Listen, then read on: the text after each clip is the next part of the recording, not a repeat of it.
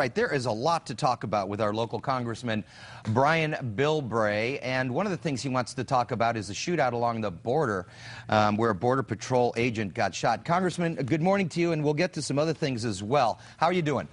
Well, Dan, to make you feel better, you may have rain, but my Woody's outside covered in snow right now. It's coming down, and it's 20 degrees, so please appreciate a little rain. Are you telling me it is snowing in Washington, D.C.? It is snowing in Washington, D.C. Oh, my gosh. Speak. Wow.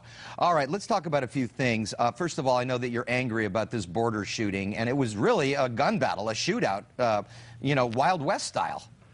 Well, Dan, what I'm really angry about is it's bad enough that when we get the bad guys at the border, but when you've got people in Washington that just are so oblivious to how the mixed messages that we send around the world from Washington just creates the environment to allow these bad guys to continue to do this. And, we just lost this hero.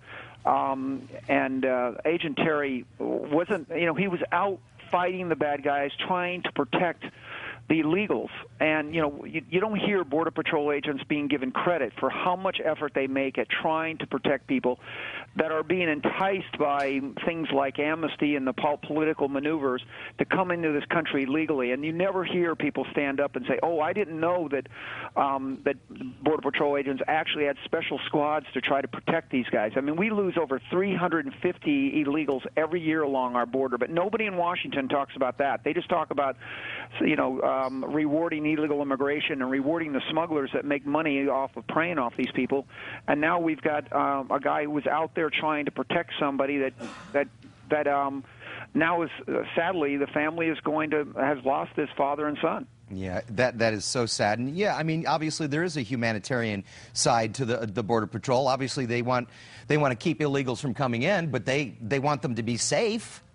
Yeah, and that's the thing you don't hear people talk about. What bugs me, though, is just this week we had people in Washington, the House, pass a bill that says if you bring your children here illegally, we'll give them citizenship and we'll give them in-state tuition. And they don't understand that when you're sitting in a third-world country and you hear the congressman or the head of the Senate announce that you're going to reward your children if they are sent up here, and and they don't think that people don't respond to that. That mixed message is causing such a problem. And here we have somebody that it's so out of control that we have to have special agents working to defend the illegals who are coming in because they're being enticed to come in for a lot of reasons. One of them's jobs, but the other is this mixed message that we keep sending. And it just really kind of bugs me. It's almost like people in Washington are the type that would open a candy store in the middle of a freeway and then wonder why children are being run over by cars and don't see a connection between the two.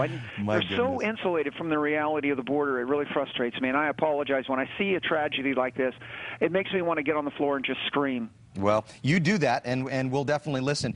Before I let you go, though, today, the big vote on the tax bill, I know how you're going to vote. Obviously, you're going to vote in favor of it.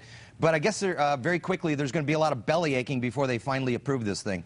Oh, well, it's a really tough one, and this is the hassle with having to go back and forth. But this thing is with the economy as bad as it is, and the last thing we need is a massive tax increase in the middle of this situation. You want to talk about a job killer, and it just bugs me, the senators and the backroom politics always trying to pile on to this stuff. And hopefully we'll see a change in procedures. We'll have budgets that are done on time rather than, not one budget has been done in the last 2 years. I mean, this is something why I think you saw Washington get punished so much. And those of us who are on the Republican side, I think, know that if we don't start performing to the standards of the voters, they're going to come and punish the Republicans again, just like they did a couple years ago. But you get that right. A lot of shell shock here. Yeah, I know. And by the way, the poll yesterday, I'm sure you saw, Congress has a whopping 13% approval rating right now.